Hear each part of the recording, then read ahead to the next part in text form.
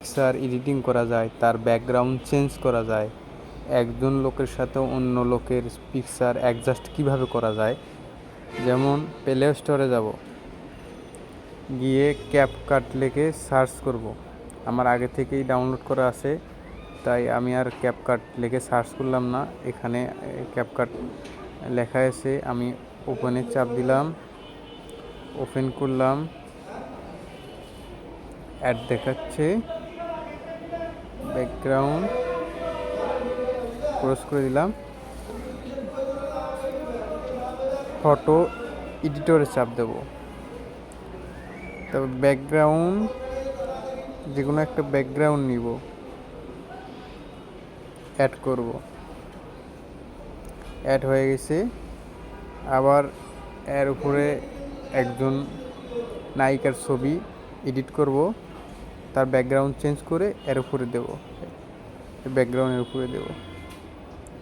যেমন নায়িকার ছবি, তাহলে এভাবে তো আর একটা ব্যাকগ্রাউন্ডের উপর ছবি এডিট করা যায় না।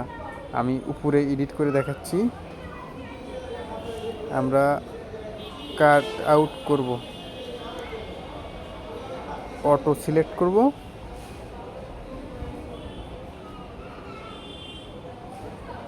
একটু সময় নিচ্ছে,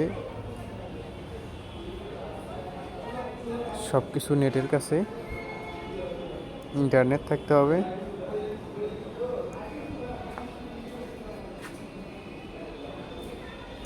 এই তো অটো কাট হয়ে গেছে। প্লাস আইকনে চাপ দিয়ে টিক চিহ্নতে চাপ দেবো। এই তো পিকচারটা আমার কেটে গেছে, ব্যাকগ্রাউন্ডটা কেটে গেছে। এখন আমি এই পিকচারটা এখানে রাখতে পারবো।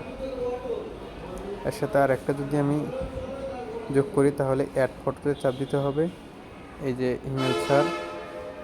হিমেল স্যারের ব্যাকগ্রাউন্ড যদি আমি চেঞ্জ করতে চাই, ফটো যে অটো কাটে চাপ দিতে হবে, অটো সিলেক্টে চাপ দিতে হবে। পিকচারটা কেটে গেছে, আমি টিক মার্কে চাপ দিলেই পিকচারটা আমার কেটে গিয়েছে। এই যে ব্যাকগ্রাউন্ড চেঞ্জ।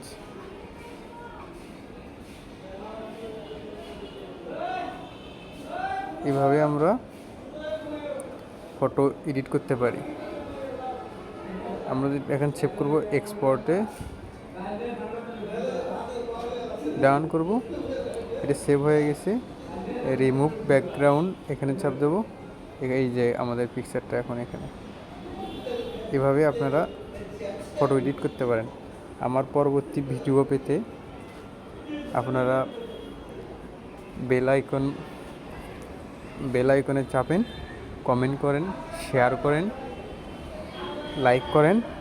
আমি যেন আমার পরবর্তী ভিডিও এডিটিং আমি পরবর্তী ভিডিওতে দেব। আপনারা সেখান থেকে দেখে নিতে পারেন বা শিখতে পারেন।